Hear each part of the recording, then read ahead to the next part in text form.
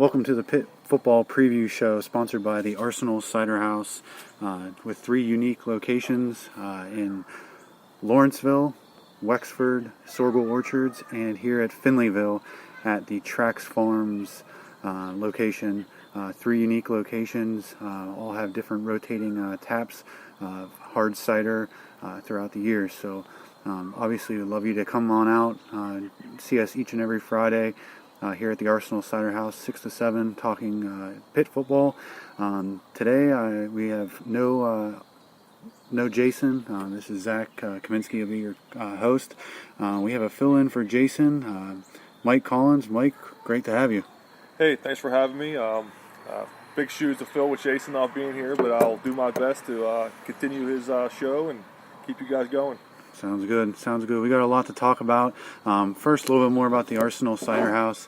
They have on tap this week the Pickett Bone Dry, the Fighting Elk that Jason always seems to go to, along with the Pear and Peach, Archibald's Ado, Riesling, Ramrod, Rhubarb, the Heron's Honey Crisp, and the Murray's Mead.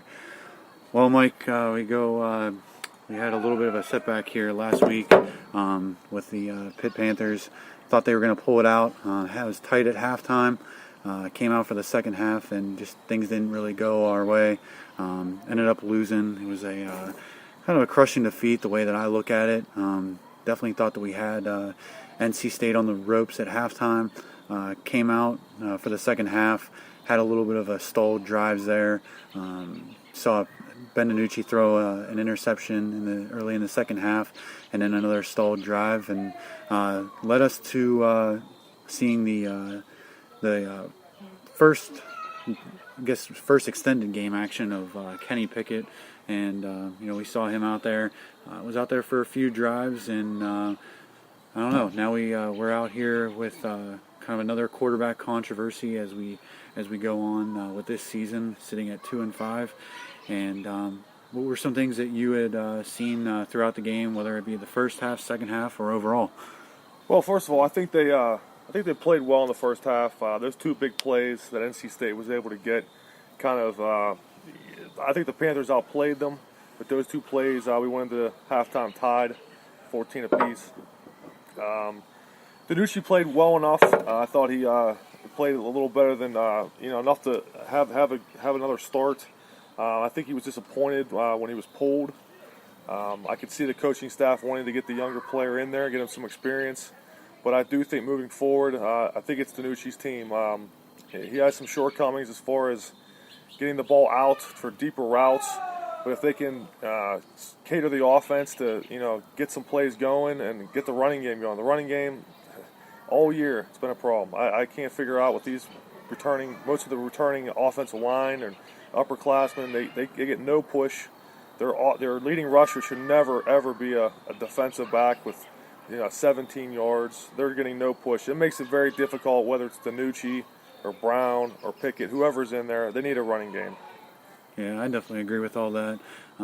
That's things we've seen all season, no matter who's in quarterback. And you pointed out at the game on Saturday when we were there together that a lot of maybe it isn't. I mean, a little bit of it is the quarterback play, but again, no matter who's in there, the offensive line is not helping the quarterback at all. And that's the same with the offensive coordinator. There was a couple questionable calls on Saturday, and like you said, I agree 100%. The running game needs to get going. If you don't have a running game, it's just not really going to help the offense at all as a whole. Again, another game without Shantez Moss, suspended again indefinitely. We don't know what his status is going forward with this team, and obviously we hope that we get him back sooner than later. We saw a lot of Darren Hall on Saturday. Wasn't overly impressed with him. The running game as a whole, as we said, was not over impressive. I know that you had pointed out at the game that leading rusher wasn't many yards, but a ton of carries was Jordan Whitehead. I don't know what that says about the running backs as a whole. Is he our best option at the running back position, or is he just a change of pace guy? During the course of this game last week, I think we saw him a little bit too much. if he is your best option, maybe that means you're kind of pulling him from the safety position and having him just concentrate on offense. I don't know. I don't know where you go out there. I have to say, I think it's difficult with Jordan. I think everybody sees the talent. He's out of all the running backs, he's probably the most talented. But at the same time, you're wearing him down. I mean, there was plays on defense late in that game. He's missing some tackles. He's arm tackling. Those things are just. It was a hot day. He's getting worn down playing offense. I think less of him goes a long way on offense. I wouldn't mind putting him in there once in a while, but they got to. No matter what running back you have in there, you got to get a push up the middle. Most of these guys they're getting any yards or bouncing outside. They can't run inside. They're getting pushed back into the backfield, and they're trying to bounce it to get some positive yards. This has been happening all year. Whether it's down at the goal line trying to get in, whether it's trying to get away from the goal line, they can't get a running game going. It's been all year. Yeah, I would agree with that. It is frustrating. It's frustrating week to week that we seem to sit here. I know you've been listening to Jason and I, some of our shows, and an avid listener. Can't wait to get the pregame preview, but it is kind of nauseating to keep hearing the same things over and over and over again about what this team either does right or lacks to do each week. And you obviously want to see improvement, especially with a young team. But obviously we're seeing a little bit of improvement in certain areas. But you would think that stuff like line play would improve from week to week. And I agree with the Jordan Whitehead thing. I think that if he is your best offensive player, maybe we need to kind of get him going. 18 yards though, with the amount of carries that he had, you kind of see him. The way I looked at him throughout the season and previous seasons was he was a change of pace. He was kind of a surprise. I don't think that this I think his best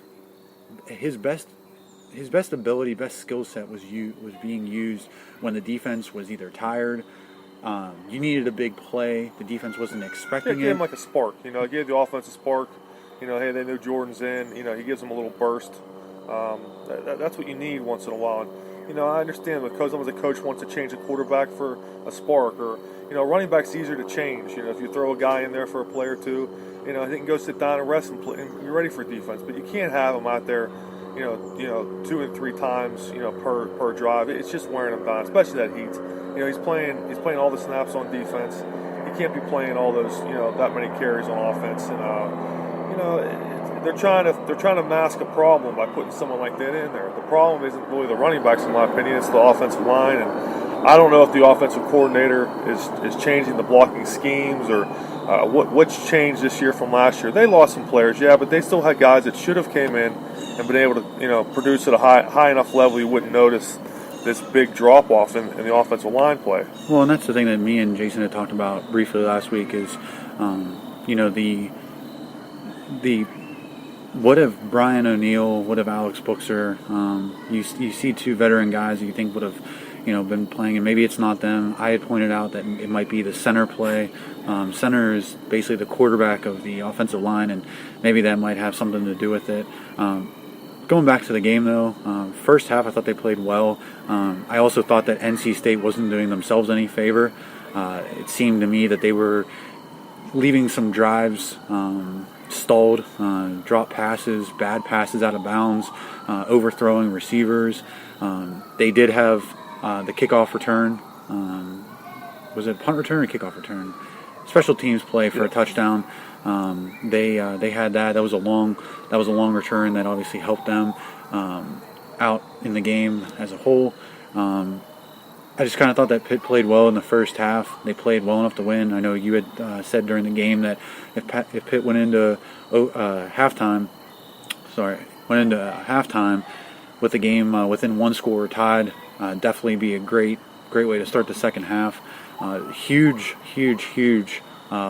stop at the end of the first half when we had NC State driving. They got the ball down into the 2, 3, 4 yard line.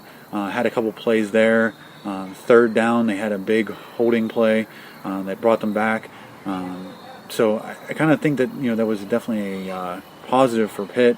Definitely thought that they could take that momentum into the second half. Seemed that they did a little bit, but obviously not long enough. Yeah, well, overall, just not just this game, but overall, I think the defense has definitely improved over last year. A lot of these games, you look at the score and you say, wow, they give up 35 or they give up however many points. A lot of those scores were closer in the game, and the defense gets worn down. A lot of these games are close, and the defense is a play or two off here or there.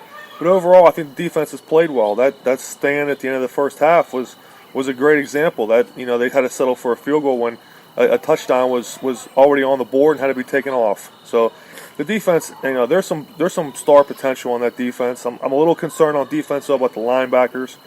Lost 3 out of 4 of the linebackers from last year.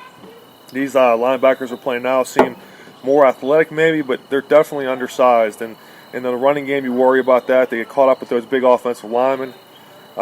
So that's a concern a little bit for me. There was a lot of senior leadership last year on the linebacking group, but overall the defense has played well. The defensive line, the secondary has improved. Last year was jump ball after jump ball. This year you just don't see that. You might see maybe 2 a year. Avonte Max has played well. The whole secondary as a whole. You got 2 good safeties. So I think this team can move forward defensively fine. I think they're in a decent position. It's the offense that concerns me, and it has been a problem all year. Yeah, and it's just one thing to expand on what you had said. I think the secondary is definitely young. You only have Avonte Maddox, who is a senior. Jordan Whitehead is a upperclassman with experience, but the secondary as a whole, Dane Jackson has played great all year. I think that he has been a pleasant surprise.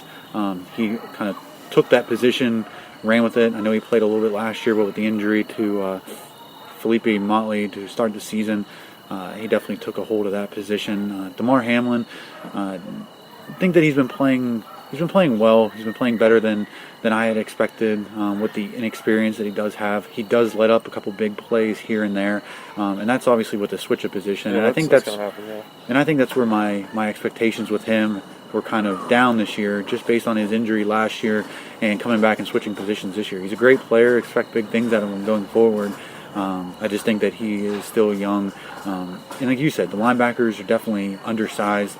From standing at watching at the game, me and you have said this countless times over and over. We don't know if between their numbers and between their size, they look like secondary. Yeah, they look like they're secondary out there. And it's hopefully they do get bigger. I know that there's a couple guys waiting in the wings, Chase Pine and Elias Reynolds, that seem to be more bigger in size for that position. So hopefully we can see improvement from there. I guess going on to the next topic here is, obviously big thing this week was kind of at the game. I think caught everybody off guard. Not so much caught off guard as far as we weren't expecting it. Me and Jason had said going into the preview for last week's game against NC State is that we had expected, and we were just kind of wondering how much we would see of Kenny Pickett and what kind of role he would play into the game. Jason and I both thought that he would, whether they won, hopefully in a win. I had thought personally that they were going to need him to win the game. I think that everyone was caught off guard given the circumstances of when he was put into the game. You were down one score. It was a one-score game, 21-14 at the time. Against NC State at home in your own building. You'd think you'd kind of have to roll with what your starting quarterback had given to you at that point. So it kind of leaves a lot of Pitt fans at this point wondering, was it the right time? Was it a good decision by Narduzzi? Was it the right decision by Narduzzi? I personally think that with the interception to start the second half, the stalled drive to start the second half, kind of think that he wanted a spark. That seems to be what Narduzzi has wanted to do all season. He's wanted a spark out of this quarterback grouping, and he hasn't really gotten the spark that he has wanted to kind of propel them forward. So I kind of think we did need to see him. I was relatively impressed with him. I know that he kind of had some jitters in there, overthrew some guys early. Had a couple nice runs. I definitely thought that he looked good as a runner. Has a lively arm, real strong arm. His arm is definitely strong. I mean, you kind of get the best of both Max Brown and Ben DiNucci with Pickett. He has the legs of DiNucci and has the arm of Brown. I mean, granted, he's not an upperclassman, but you see both of the. If you can have both of those aspects going at the same time, it really gives you a full arsenal of options. If the pocket breaks down, which it tends to break down with the Pitt offensive line, that he has options to escape, look for a run, or look for a receiver farther downfield. Also, when he was in there, I noticed the routes seemed to, I don't know if he would just look, they would look different. I mean, there were more passes over the middle. It seems when DiNucci's in there, so many passes are to the boundary that even if the receiver does catch it, he's running towards the sideline or he's coming back to the ball. There's no momentum going downfield. Most of those, you're counting on the receiver to break the tackle and move upfield. If the ball is thrown across the middle, like it was a few times with Pickett, the receiver can catch and continue on running. Even if he's tackled, his forward momentum is going to pull him farther downfield. So you got to start using Pickett as far as throwing passes across the middle. We just don't see that with DiNucci too much. Most of the passes are to the boundary.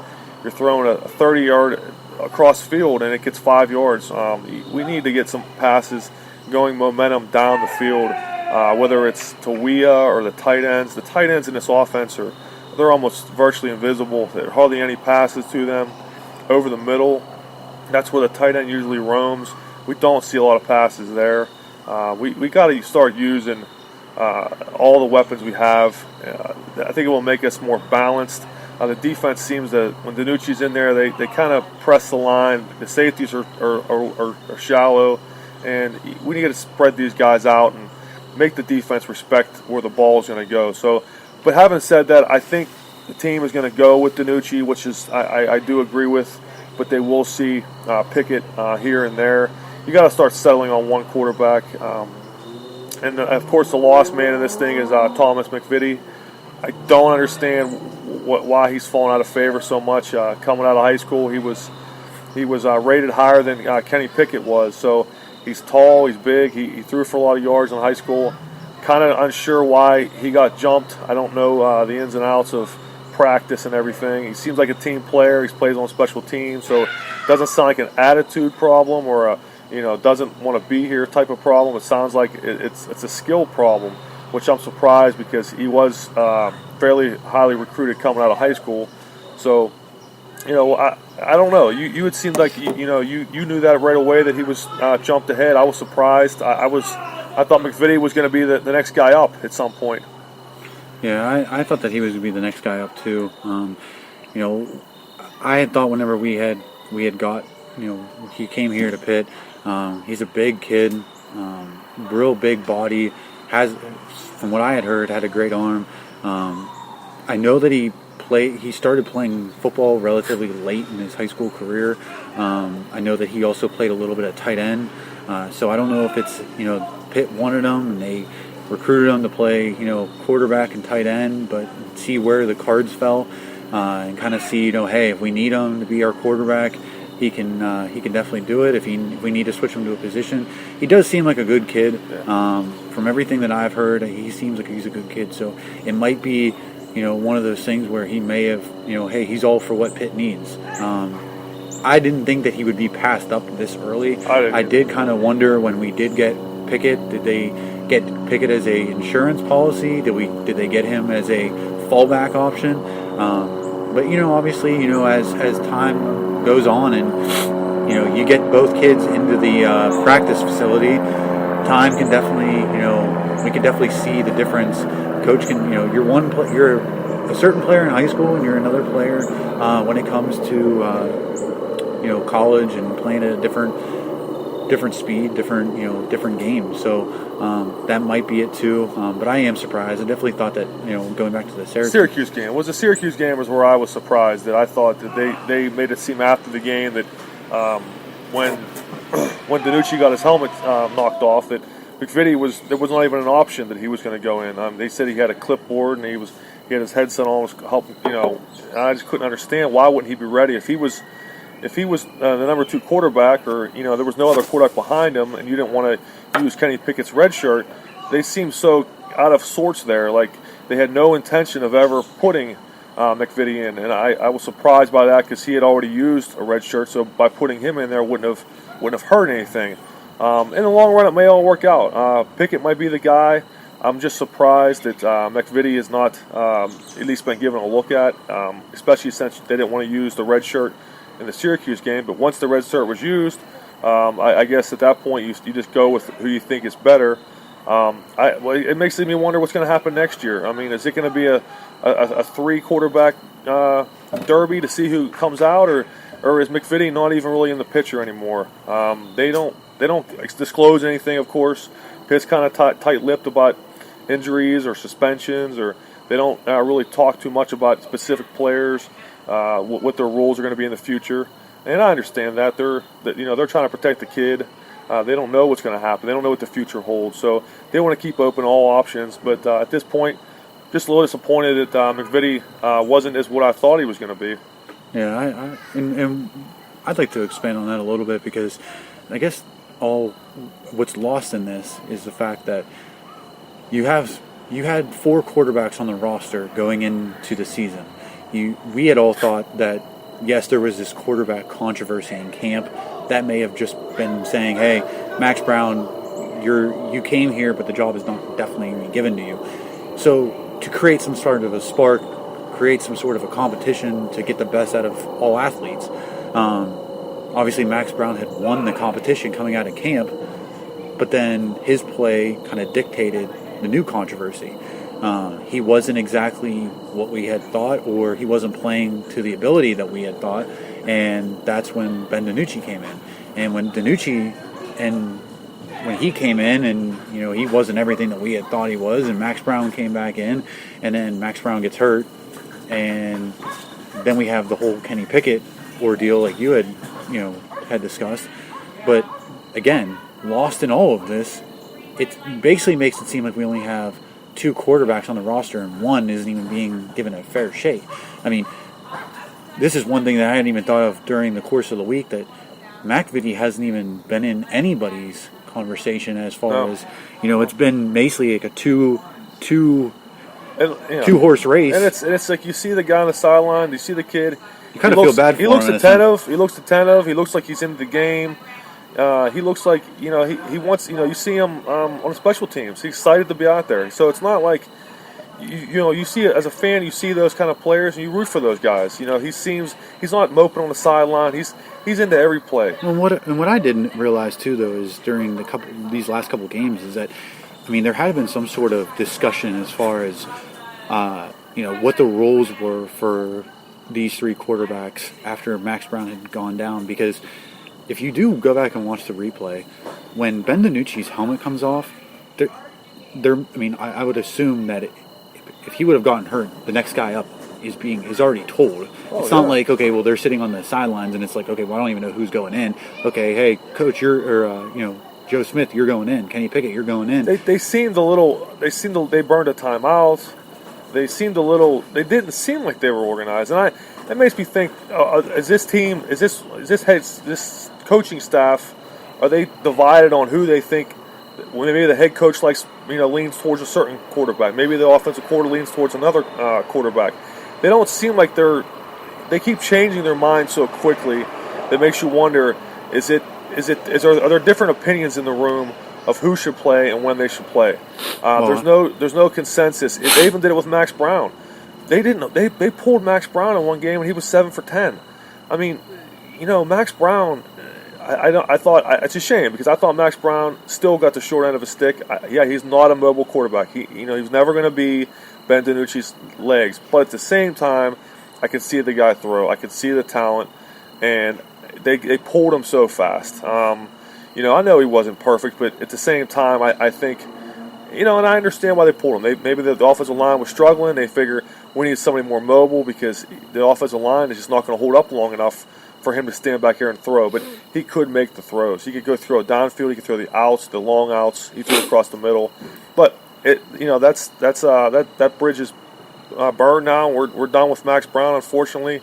So we have to move on to the next group of quarterbacks. But this is going to be a funny year the rest of the year. We're going to figure out, what we have in quarterback. We got to figure it out. But at some point, you can't bounce between series the rest of the year. You got to settle on one guy. Well, and that brings up a good point. And my last point about McVitie is that, I mean, he's probably said it's not like you had Ben DiNucci who was able to play, and then you had two guys who didn't want to burn their red shirts, in Kenny Pickett and McVitie. So it's like, okay, well, we chose one and we wanted to save the other one. It's like McVitie's red shirt was already burnt. You know, Correct. he's already used it. So he's a red shirt freshman. So if you're him, you're kind of wondering, wait, we really don't really have a quarterback. Well, why am I not getting a fair share? Yeah, and there's something behind that we just don't know. Like I said, we're not in practice. We don't see these things. I'm just surprised by, he was rated like eighth best pro style quarterback coming out of high school. Pickett was 10th. So it wasn't like he was not highly recruited coming out. He had some offers. He looks the part, and I was surprised that. And he seems like such a team guy. He seems like a leader type quarterback. I mean, and granted, that's me from afar. I'm not in the room, not in the locker room, but at the same time, from afar, you look how he handles himself. You look how he's willing to play special teams. You don't see many backup quarterbacks in college playing special teams. I mean, you see a number 7 running out there. You don't expect to see it. I didn't see it right away until you showed me. I wasn't even really paying attention, and then you said, "Oh, there's McVitie's out there on what was it, punt return?" Punt he return. was punt return on Quadri Henderson's return. Yeah, I mean that shows you the guys he wants to get in there. He wants to help the team in any way. So who knows? He's still young. He's only a redshirt sophomore, redshirt freshman. So he still has a lot of years left, and maybe he will get his chance. I was just surprised in that instance when you're probably looking at one play, why he wasn't even considered an option. They made it seem like, well, he had his headset on and he had the clipboard. Well, why wasn't he already number 2 at the begin with, or if you don't want to use the red shirt? But it's done. Like I said, it seems like a little confusion on where they're going with the quarterback. I don't know if it's a coaching staff thing or what, but they got to start settling a little bit just to get. If you keep changing the quarterbacks, everything else can't get settled in. You can't settle in. The receivers can't get comfortable. The offensive line can't get comfortable. The running backs can't get comfortable. The quarterback sets the tone for everything. So I don't mind changing a series here or there, but you can't have this every week going in. So I think that's why they're going to try to tell DiNucci, hey, you're the starter moving forward. But, Pickett will get a series, 1 or 2 per game. And they both know that going in their roles then. Well, it just does. Yeah, and I think you need to have some sort of stability and consistency, with the 5 games ago and 5 games that are almost must-wins each week to get bowl eligible to the 6-win minimum. But I guess my thing is in summarizing it all up is the fact that it just kind of seems like we all think that DiNucci is being written off after this year. And yeah, he is still a young guy, and he will still have 2 years of eligibility left. It just seems quite odd that with how this season is now going, sitting at 2-5, and it basically being kind of a lost season, it just seems like to me that why not just see what you have going forward? And I understand you want to win games, and I'm not saying that Pickett would win or lose you games. I just think that, and maybe that is the right approach. Maybe you do give DiNucci these starts. He's the more seasoned veteran, so to speak, and then get Pickett, hey, here's 2 series, here's 3 series. Kind of increase that and see how he does play with limited time. And then going into next year, you do have a quarterback battle. I just think that, and I'm not the coach, and like you said, we don't see practice week to week, day to day. It just seems like to me that you do have a quarterback who is going to be better skill-wise than DiNucci, and he is your quarterback of the future. Why not just start playing that guy now? I agree. I mean, if it was my choice, yes, I would start Kenny Pickett.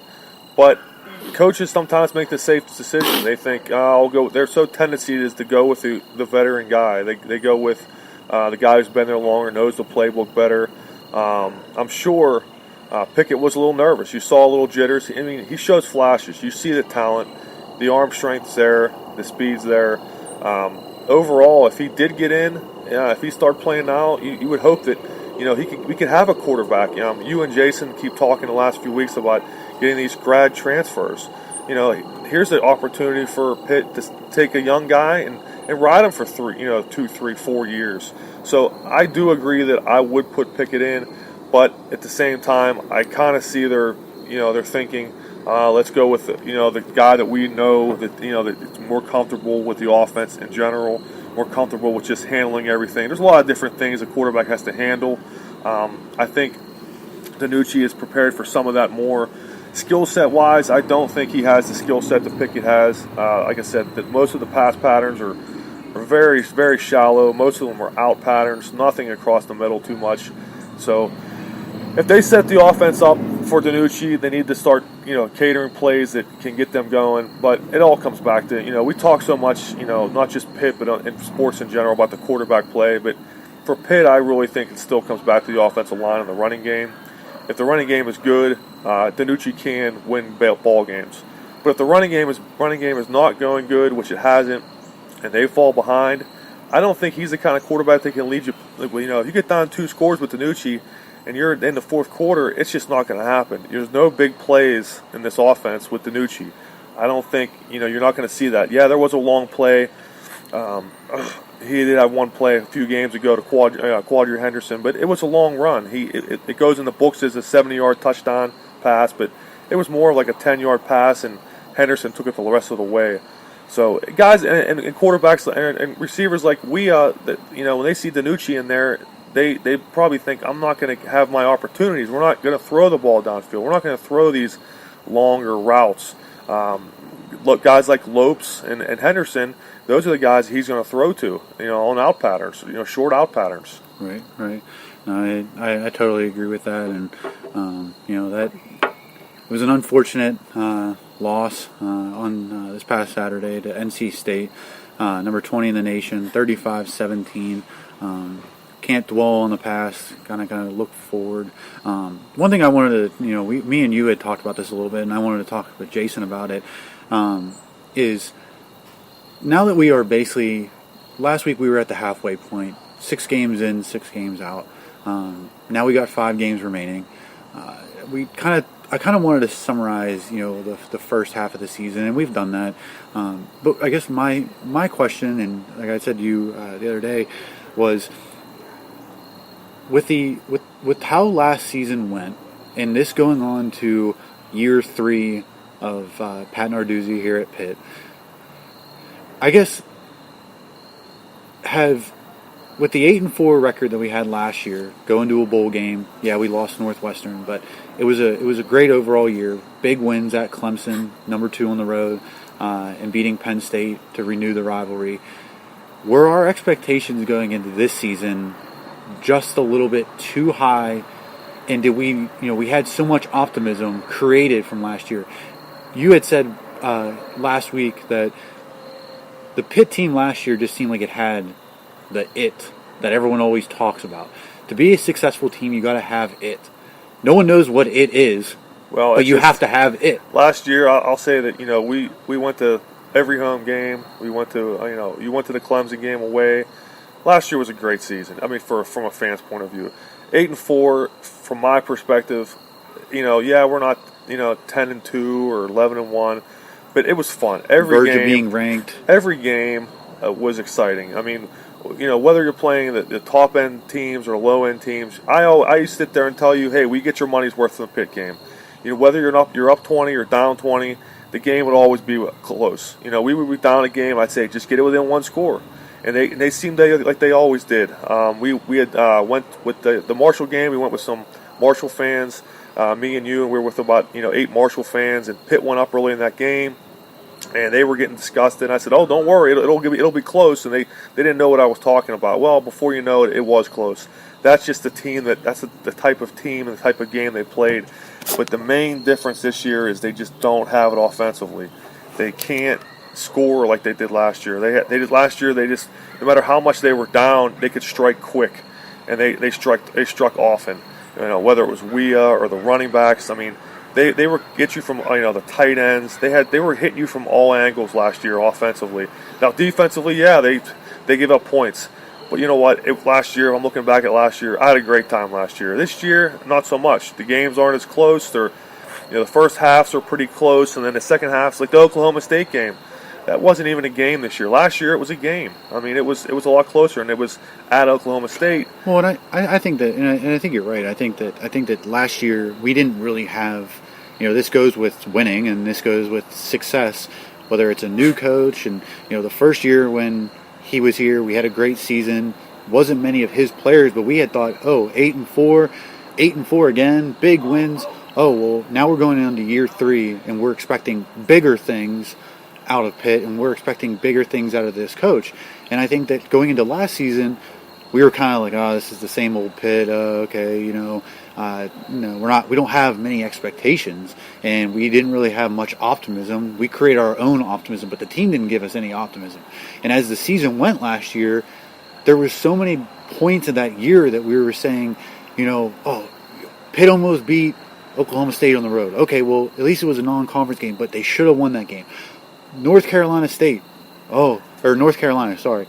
on the road. Oh, they had a great team. We basically had that game won until the final play of the game. Okay, well, we should have beat them. We beat Penn State at home.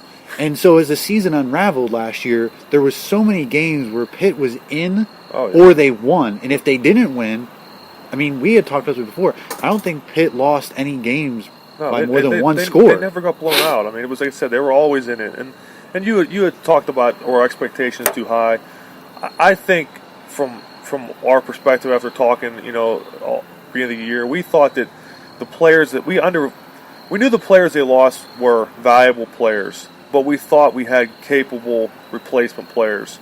And maybe that was too much to ask for some of these guys to step into some of those roles. We put a lot of underclassmen in big roles, and it's been difficult. But at the same time, the offensive line, there isn't a lot of youth on the offensive line. So that's, of all the problems they have, I wouldn't have picked the offensive line. I wouldn't have foreseen that they would have this much problem.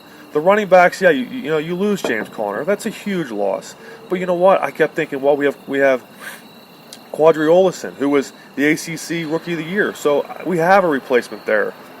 So there was a lot of pieces in place to replace, but but between the offensive line playing poorly compared to last year and not being able to replace some of, like I said earlier, the linebackers have hurt us. And maybe everyone just thought the new offensive coordinator was just going to slide in there and be just as good as Matt Canada. Maybe he doesn't have the same rhythm. I mean, it's probably difficult for him to try to run somebody else's offense. I mean, maybe they should go to his offense next year. They should give him a year and say, put your offense in instead of trying to run somebody else's. He doesn't seem to have the same flow, and the whole team doesn't have the same flow offensively, especially offensively. Defensively, I think they've taken a step forward. I really think, Narduzzi's stamp is starting to get on this defense. I see the potential for the defense. I really do. You see the recruits, the young guys playing. You see young corners coming. He's real big on recruiting these, corners and safeties. And they're tall and they're fast, and they can play man to man. And that's what he wants to do. He wants to bring pressure, and he wants to play man to man. It was hard for him to do it in years past because he didn't have the players and the scheme was being changed. But I slowly see the defense molding into what he wants. It's the offense that we need to figure out something with offense. And the quarterback, the offensive line, those are the two big things. I don't think the running backs are a problem. You can't expect the guy to, as soon as he gets the ball, somebody is already standing there waiting to tackle him. And he has to try to bounce it outside, or he has to try to break through. Sometimes we're lucky to just get back to the line of scrimmage. I mean, NC State had players in the backfield all game. And the only reason Jordan Whitehead was able to get some yards was he was bouncing them. He was making one guy miss and bouncing it outside. So the running backs, I think, are fine. The defense is fine. It's the offensive line play, and they got to figure out some solution with the quarterback. They may have the answer for quarterback with Kenny Pickett, I do believe, in the near future. But the offensive line does concern me. You wonder if the loss of, were those Paul Christ recruits, the last few years. He was real heavy on recruiting offensive linemen. When Narduzzi took over, he had the luxury of having Christ offensive line. Now Christ offensive line are all gone, or starting to slowly leave. Is he replacing them with the high quality offensive line you need to run the ball? Yeah, and I definitely agree with that. I guess you're exactly right. I personally, I guess, I think that my expectations for this team going in, after last season had ended, disappointing bowl game loss, wasn't what we had hoped for, wasn't what we had expected. I just think that my expectations going into this year were a lot higher than they currently are, and I think that those expectations were created by a lot of optimism that was created from last year's team. Being in year 3 of Narduzzi's tenure here, you would have thought this year that those players are now going to start taking over at key positions for Pitt. And with that being said, I also thought that the talent that he's recruiting was better talent than we've had in previous years. I did not personally take into consideration the fact that they would be young. They would be, there would be learning curves. There would be growing pains with a lot. I mean, even if you just go real quickly through the roster. Oh, the roster's loaded with underclassmen. Yeah, they're only losing basically Avonte Maddox and Jester Wea. That's the 2 big losses at the end of this year.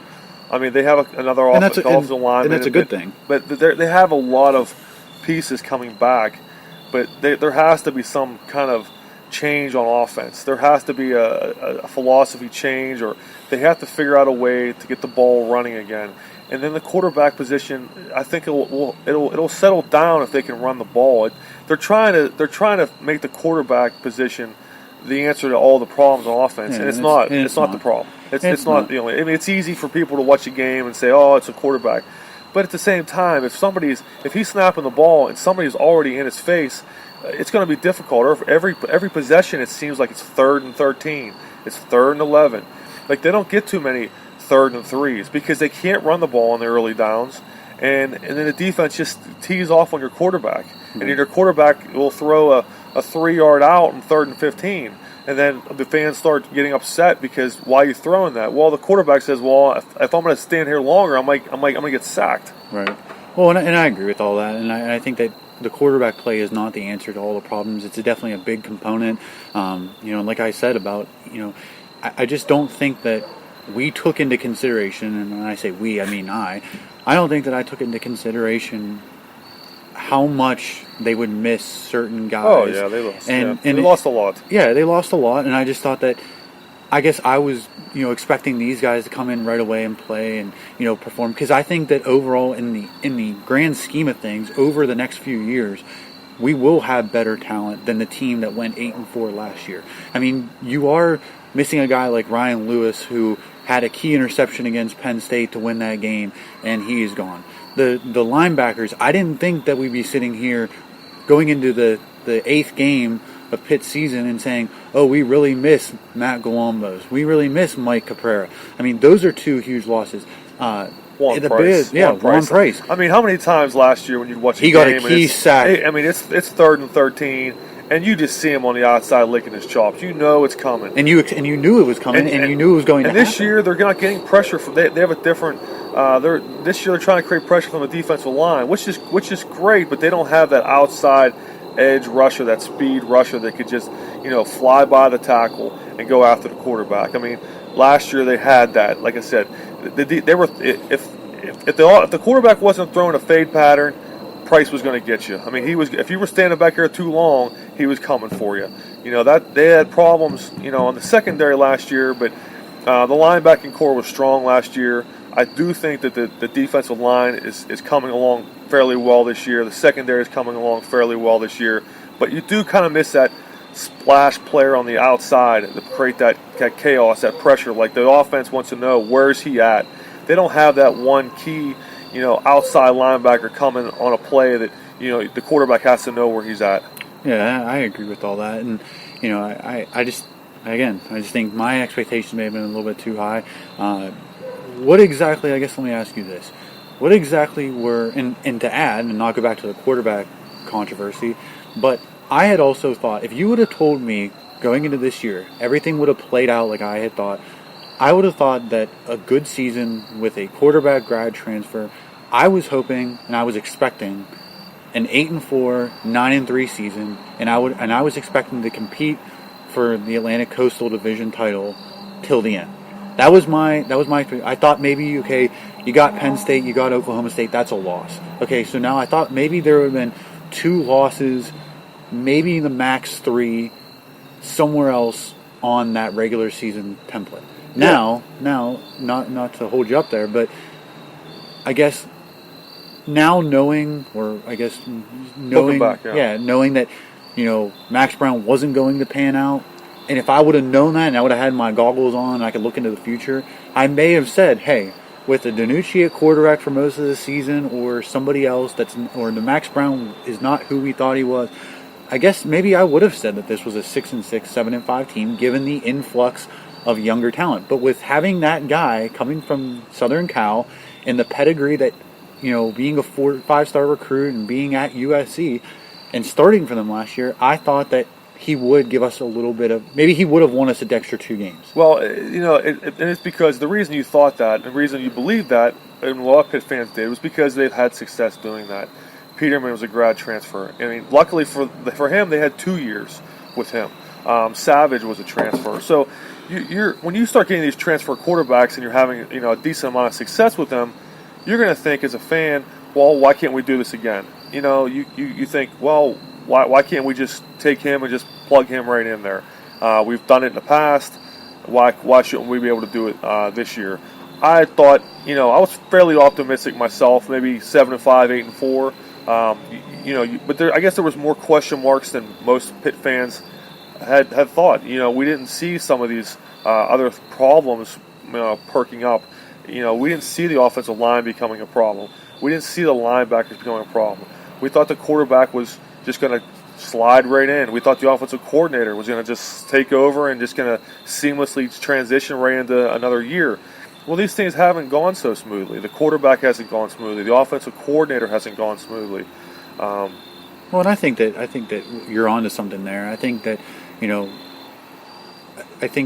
a lot of Pitt fans didn't realize, when they won all those games last year, and how we started this topic of having the it factor. Maybe that's what Pitt's it last year was. I mean, they were. They did play. I know you could sit there and say, oh, well, a team is a team, and if they're successful, they play as a team. But I also think that individual talent, especially at the college football level, can win you games. Whether you have, if you're weak at running back, okay, well, a great quarterback play might win you games somewhere else. And what I think is that I don't think that a lot of Pitt fans had taken into consideration how much of significant roles a guy like Matt Galambos played, a guy like Reggie Mitchell at safety played, and Dantes Ford at receiver. Those players, offensively and defensively, they weren't just good players; they were leaders. You're losing James Conner. You're losing a Biswati. You're losing Dorian Johnson. Those guys anchored the line. Yeah, those guys were not just good players; they were leaders. And you look at this offense and you say, well, who's the leader on this offense? I don't know. The quarterback tries to be, but he's getting, yo-yoed back and forth. He has a difficult time. The running backs they're changed every game, every series, every play. The offensive line has struggled. So who is your leader on offense? And I don't know. As a fan, they don't have a go-to guy either. Part of me had thought after last week's game, did we make a little bit too much of a big deal about Jester Weah? I'm really starting to think that, before last season, he was an average. We hadn't even heard of him receiver. Whether there was someone in front of him or he just was an average player. Last year he came out in a big way. He developed some sort of skill set. He put his head on right, and this year we've seen glimpses of him. But I still just kind of think that I just don't think that he is the go-to guy that we had thought he was. No, he's not. But at the same time, Quadri Henderson is not. He's not what he was either. If you take away the jet sweeps, what kind of receiver is he on offense? They have a lot of players that only can do a certain amount of things. Lopes seems to be the underneath guy, great at doing that, but he's not going to go deep. You have Weah that seems like he wants to go deep, but they don't throw deep. So he's trying to adjust to an offense that doesn't throw downfield. Weah, last year's biggest asset was those huge, long, deep throws. They tried to hit him at the Penn State game, and he dropped it. I mean, that was a huge play in that game. I know it's a while ago, but there was a drop there. So, and I think you're right. I think that going forward, especially with how you had pointed out that they're only missing, two guys going to be graduating that are starters in Avonte Maddox and Jester Wea. I think is now time for Narduzzi to, take a look at his team from now until the start of next season and start to develop some rules for some of these players. I mean, the line is, take line play out of it, but from a skilled position, you kind of have to say, okay, well, we have Aaron Matthews. I think I'm on his case. I think I'm on his bandwagon. I think that he's a great receiver. He's a great player, and we've seen that over the last year and a half. But if you were to ask me, well, what is he? What is his role on this team? Well, I don't know what his role is. Offensively, they've not had an identity all year. They really can't run the ball. And they can't establish identities for any of their individual players. No, they can't. I mean, I think Matthews, if he was developed correctly, could be a great receiver. He's a tall kid. He's a tough kid. Lopes is the same, but he's a lot shorter. He's like what? He's 7 inches taller than Lopes. So you look at Aaron Matthews, you think that's a wide receiver. I mean, that's what he looks like. That's what he is. We saw him in high school. We knew he was going to be good. We were excited when he came to Pitt. But he's not given a chance because the offense doesn't run through the receivers. And they're not throwing enough downfield. It's hard for a receiver because the receiver is so dependent on the quarterback. And when you're changing quarterbacks all the time, they can't get a rhythm. You've seen DiNucci have a lot of chemistry with Lopes. So he's got to start developing some chemistry with these other receivers. The more he's in there, hopefully the chemistry and his confidence. Part of this too, we don't even think about his confidence. Maybe they don't like to throw over the middle because they're afraid it's going to get picked. There's a lot more traffic in the middle. It's the easier throw outside. If DiNucci's in there long enough, maybe he gets a little more confident. Maybe he starts seeing some of these second and third reads. A lot of times, he's throwing to his first read. He's not even looking at 2 and 3. And I'm not saying they're open or they're not, but he's not even scanning, and maybe that comes back to the offensive line. Maybe he thinks if I scan too long, I'm going to get killed. So I'm going to go to my first read, and even if it's a 5-yard pass, I'm taking it. So it's hard to develop the receivers when all these other things are going on at the same time. That's what it comes down to with offensively. They just can't seem to get an identity because there's too many moving parts, and the parts that are not moving aren't playing well. So overall, the team, I think defensively, I'm very happy with where they're at. Yeah. Offensively, I just don't see it. Defensively, they have playmakers. There's more optimism. They have stars. They have leaders. They have, you can look at that defense and say, hey, in about next year and the year after, they're going to be good. They're going to be, a decent ACC, top tier defensive team. But offensively, I just don't know where to go. I don't know how to fix it. There's too many question marks. Receivers, they do have some receivers coming in next year. We'll get to see, Dorian Street. There's some other receivers coming in. So hopefully, I just don't know where Henderson's role is going to fit in long term on this team. Like, he still has one more year after this year. And he without those jet sweeps, I ask myself, what kind of receiver is he? I don't see him running a lot of other types of routes other than... It just doesn't seem like he seems very comfortable running different routes. I mean, it seems like, maybe he's small. I mean, it's just, I don't know. I mean, he's not a running back. He's not a receiver. It just seems like I don't think he's very confident in himself. No. Last year, look how many plays he made. But they weren't receiving plays. They were kickoff returns, punt returns, jet sweeps. And he's not getting any of that this year. He's not getting his returns. I think the teams too are also starting to key on, the jet sweep. It was a great play last year. It was utilized well. It was a great surprise. It was a great gimmick play. I don't know. Maybe they need to come up with a different way of. I think the reason the jet sweep doesn't work is because they can't run between the tackles. Yeah. And there's no reason for those defensive ends to collapse down. The only way that Pitt is able to run the ball, in my eyes, is the way that when they bring Whitehead in and they run him to the outside on a sweep, and it's the same thing with the jet sweep. They run it to the outside. That's the only way they have luck, some sort of luck, not much, but some sort of luck running the ball. They can't run it up the middle, and they're just trying to beat speed to the outside and, get as many yards as they can. It makes it difficult, though. When a defense kind of knows you're one-dimensional, and everybody, it makes it really easy to play defense when you kind of know what they can't do. When you look at the Pitt offense, who's scaring you? If you're a defensive coordinator, you're saying, who do we have to shut down? And there's nobody that on that team, on that offense right now that's playing so well that you really have to key on. Pitt's not really running the jet sweeps anymore, so they're not even the other teams aren't even concerned in that. Pitt's running those short outs, and they're trying to still run the ball, which I give them credit for trying, but it just doesn't seem like it's getting anywhere. I don't know how to fix the offense. I can't figure out how to fix it with, like I said, with the offensive line not playing well and the running game not going, and that we don't have a dynamic passing game to compensate not being able to run the ball. So you're going to constantly be struggling to move the ball and to score points.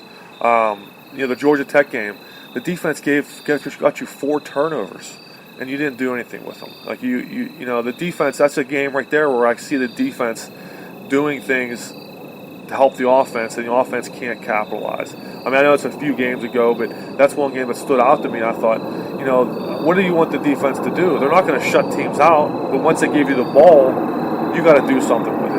And those 3 and outs, they just kill you. On a hot day, and you get 3 and outs, and you can't sustain drives. The defense is out there long. Not to mention your starting safety is playing both ways. I mean, the kid, he's a great athlete, but everybody gets tired.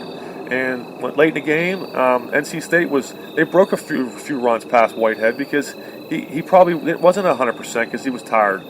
He's a great player. There's no doubt about that. But everybody, nobody can play the whole game. This isn't high school. It's college. These kids everybody's good in college. Yeah, I would agree with that. I think that when we pointed out during watching the game that it just seemed like they were, you're wearing the kid out. This isn't high school football. This isn't, you can dominate the game for 4 quarters.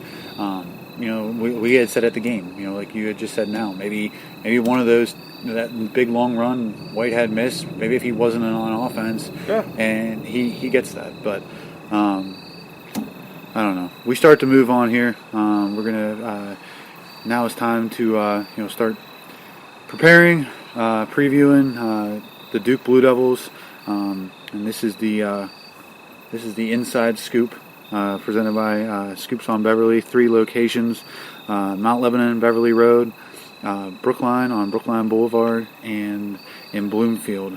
Visit one of those 3 locations today. A little bit about Duke. Duke is 4-3 on the season, 1-3 in the ACC. They have wins against North Carolina Central, Northwestern, Baylor, and they lost to Miami and Florida State. So it's a little bit about. Oh, they also beat North Carolina. I forgot about that one. So they're 4-3. Pitt's 2-5, 0-3 in the ACC. Duke is 4-3, 1-3 in the ACC. A little bit about Duke. It's their 105th season of football at Duke. They're 4-3 overall.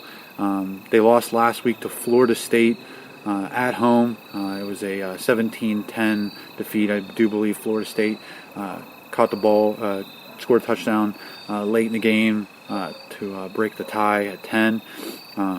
Duke owns an all-time record in football of 500 wins, 514 losses, and 31 ties in 104-plus seasons, with this being 105th. Saturday's game will mark the 22nd on the gridiron between the 2 schools, with Pitt leading the series 12-9 overall. The series began in 1929 with a 52-7 Pitt victory in the first game played in Duke Stadium, now Wallace Wade Stadium in Durham. The Panthers have won 7 of 11 meetings in Durham.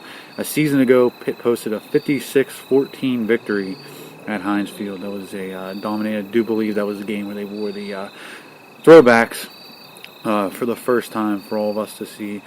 Dating back to the 2013 season, the Blue Devils are 32-19 with a .628 winning percentage in their last 53 ball games.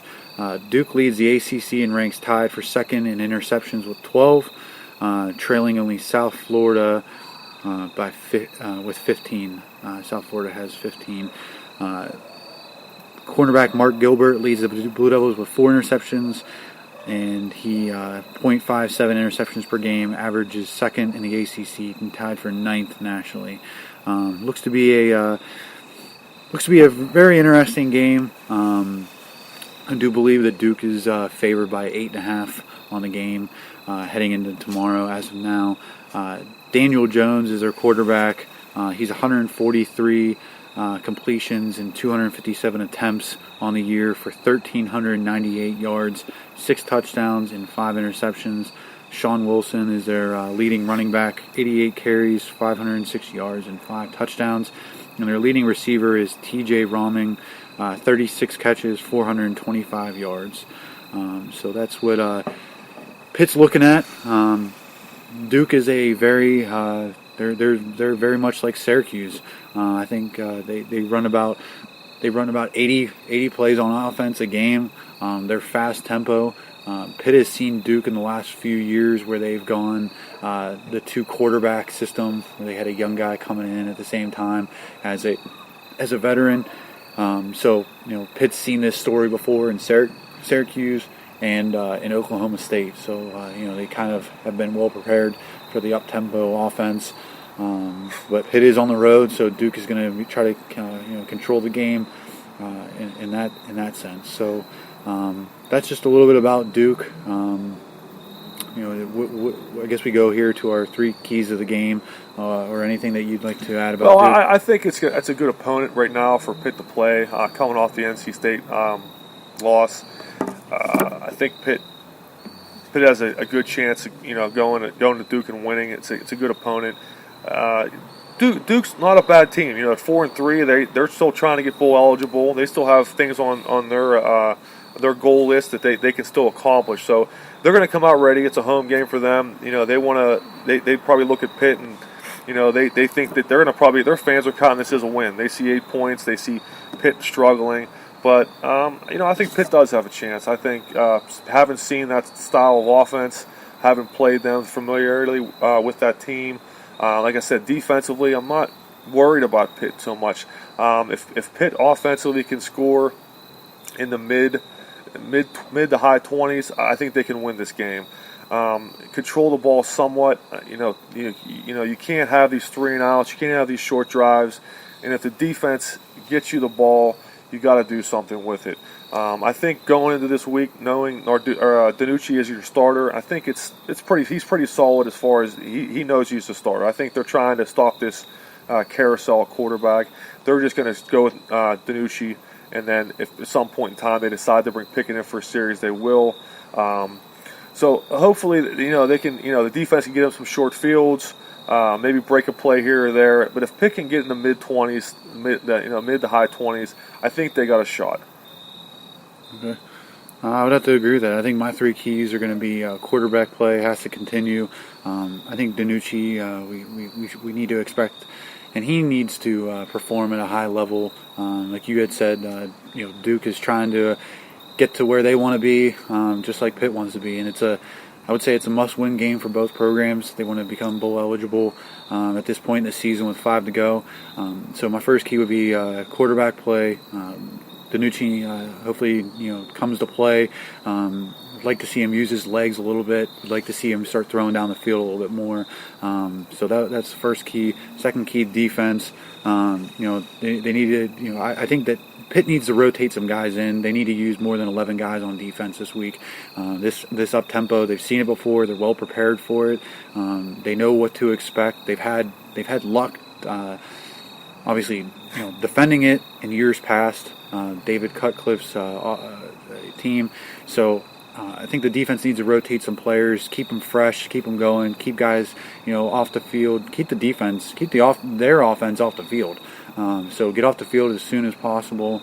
And my third would be get the running game going. I think that they need to develop some sort of running consistency here as the season winds down. I don't know if it's going to be, we're going to see a heavy dose of Olsen, if we're going to see a heavy dose of Hall. Obviously, Shantez Moss is not in the cards again this week, so hopefully one of those guys gets some lanes. I'm sure we will see Whitehead out there again on offense. Again, though, with Whitehead, it's going to be one of those games where they're going to be running a lot of plays on offense, Duke. You can't have Whitehead overexposed on offense then.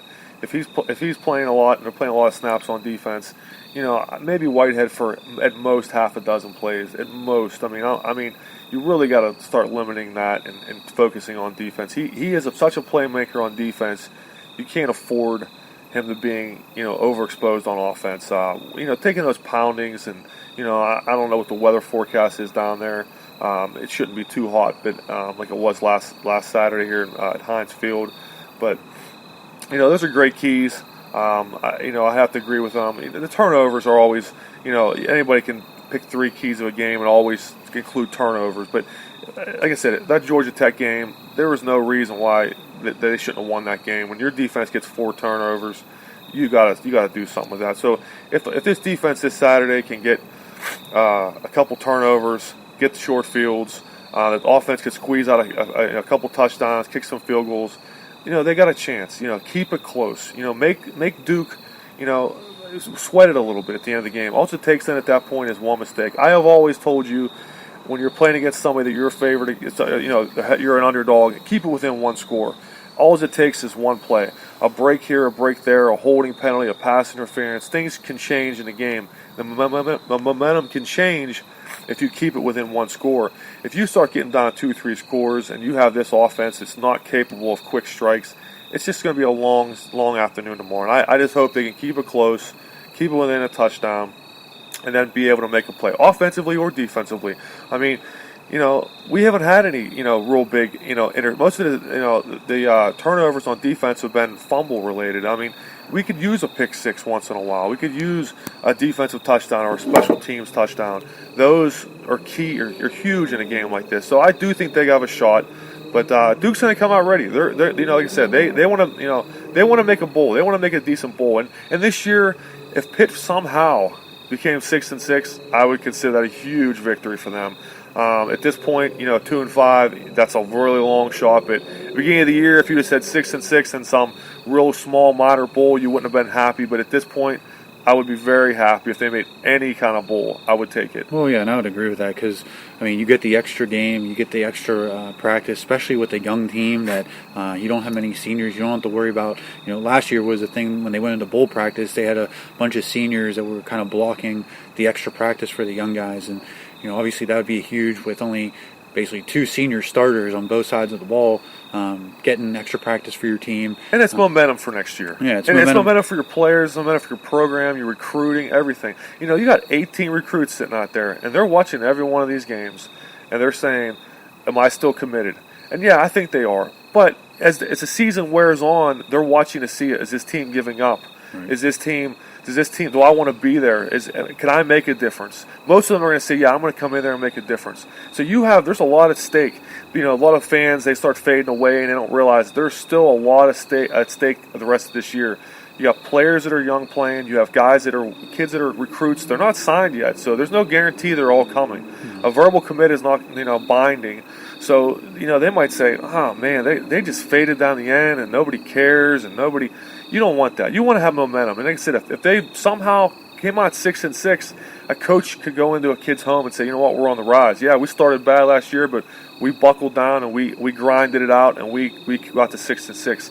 6-6 looks a heck of a lot better than 3-7. Well, and the thing about it is that what they have going for them with these last 5 games is that they have 3 of the last 5 and they'll have 3 of the last 4 at home. So maybe that I know. And it's all opportunities. Yeah. There's opportunities still in front of them.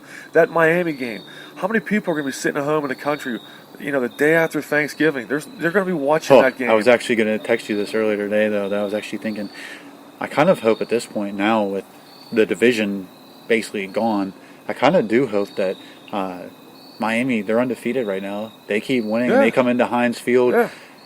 They may have already locked up the division, but they might be playing for something more at that point. Right, and that's what you want. That's the kind of opportunity your program builds on. Yeah, they can come into Heinz Field undefeated. Everyone talks about they still talk about 13-9 against West Virginia. That wasn't a good year, but they had that one big win. So it's always something. Coaches want to go into a kid's house and be able to say something from the previous year positively. So there's still opportunities in this year to have those positive points for recruits.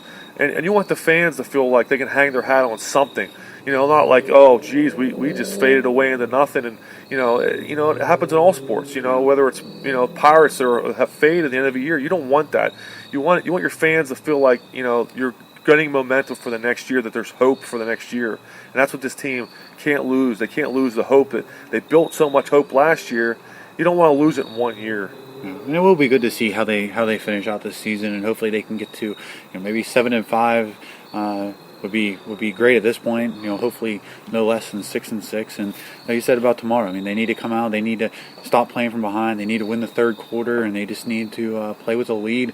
It seems like too many times this season that they've been playing from behind. But like you said, I totally agree that they need, not a marquee win, but it'd be nice to, obviously have momentum going into next year, where maybe this year was just, it is what we didn't think it would be, and that's the way it is. My prediction for tomorrow, I'm going to go 27-24 Pitt.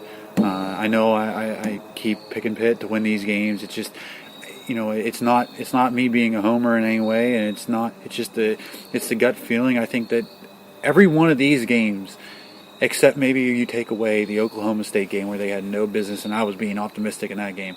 I just think that in all these games, you can't sit there and say, even what Pitt has gone through, and maybe beginning of the season seemed a little bit better and they had a better chance, but I just think in all these games, they're winnable games. I mean, going down to Duke, yeah, they're 4-3, they're 1-3 in the ACC. It doesn't seem very daunting. You're not going into a tough environment.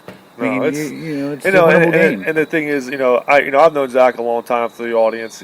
Zach is the most optimistic Pittsburgh fan you'll ever meet. So he's never going to pick against his team. So unfortunately, last week I did pick NC State. Wasn't on air, but I did text him that you and Jason almost had similar picks. I think I'd have to go back. I think Jason said 34-17, and I think you said 37-14 or something. Yeah, I had somewhere around there. 34-17. But this week I'm more optimistic. I just feel that this team's ready for a little bit of a bounce back. I think this opponent fits them a little bit better. I think defensively they'll be able to hang in there. And that's all they have to do. They have to hang in there, hope that the offense or special teams or themselves can score some points.